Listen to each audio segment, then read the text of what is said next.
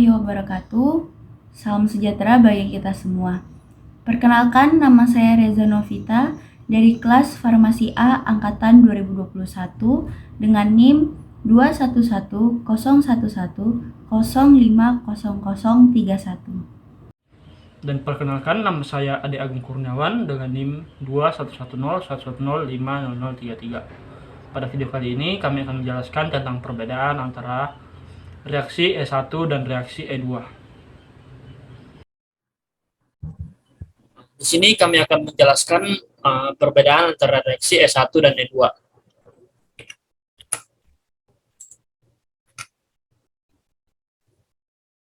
Reaksi eliminasi adalah salah satu jenis reaksi organik di mana dua substituen dipisahkan dari suatu molekul baik dalam mekanisme satu atau dua tahap. Mekanisme satu tahap dikenal sebagai reaksi E2 dan mekanisme satu tahap dikenal sebagai reaksi E1. Reaksi E1 dan E2 adalah dua jenis reaksi eliminasi yang berbeda satu sama lain berdasarkan mekanisme eliminasi.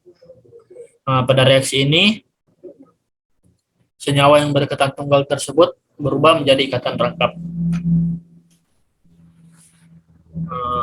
Reaksi eliminasi E1 adalah reaksi eliminasi di mana suatu karbokation atau suatu zat yang antara yang tak stabil dan berenergi tinggi yang dengan segera bereaksi lebih lanjut dapat memberikan sebuah proton kepada suatu basa dan menghasilkan sebuah alkena.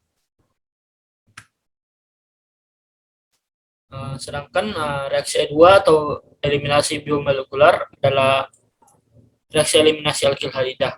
Reaksi eliminasi E2 alkil halida cenderung dominan bila digunakan basa kuat seperti ikatan rangkap OH, OR, dan temperatur tinggi. Secara khas, reaksi E2 dilaksanakan dengan memanaskan alkil halida dengan K plus OH atau Na plus O CH2 CH3 dalam etanol. Selanjutnya, diagram reaksi E1 dan E2. Dalam diagram E1, lajur reaksi E1 meningkat oleh semakin banyaknya gugus alkil yang terikat. Hal ini disebabkan semakin banyak gugus alkil akan memperbesar stabilitas karbokation yang terbentuk oleh faktor induksi maupun hiperkonjuksi.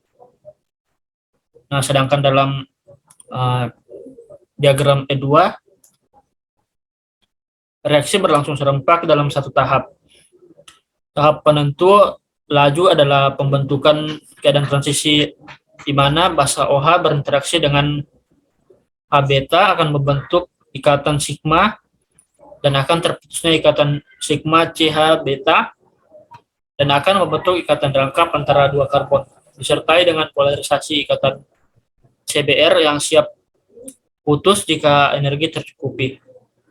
Gambaran terbentuknya keadaan transisi pada perubahan energi digambarkan pada diagram E2.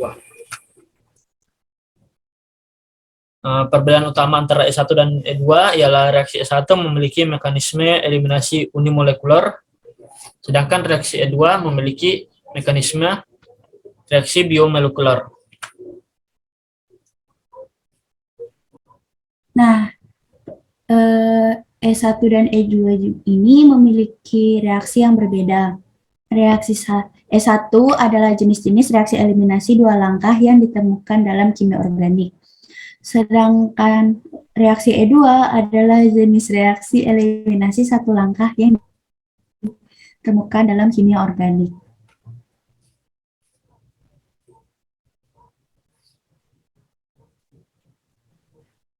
Ada juga perbedaan yang mendasarkan reaksi E1 terjadi baik dalam ketiadaan basa lengkap atau di hadapan basa lemah. Sedangkan untuk reaksi E2 terjadi di hadapan basa kuat.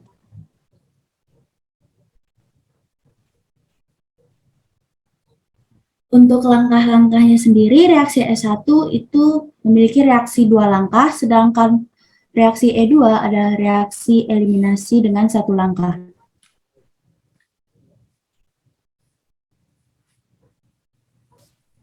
Pada formasi kation, reaksi S1 membentuk karbon kation sebagai senyawa antara, sedangkan reaksi E2 tidak membentuk karbon kation apapun.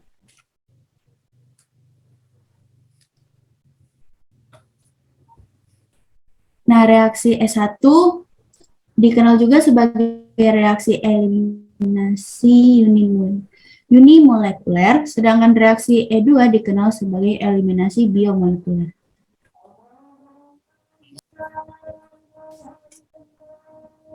Nah, kalau untuk contohnya sendiri, reaksi S1 itu umumnya terjadi pada alkil halida tersier dan beberapa alkil halida sekunder.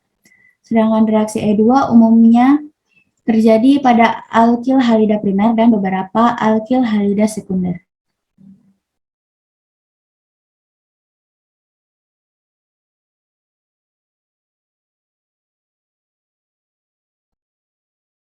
Adapun perbedaan dari mekanisme S1 dan E2. Untuk S1, perbedaannya itu membentuk karbokation. Yang kedua, karbokation memberi proton pada basa lalu terbentuk alkena. Yang ketiga, basa merebut proton dari atom C, yaitu beta, C yang berdampingan dengan C+. Sedangkan untuk reaksi E2, nukleofil langsung mengambil proton dari atom C atau beta pada atom C gugus pergi. Yang kedua, tidak terjadi pembentukan karbon kation. Dan yang ketiga, pembentukan secara serempak.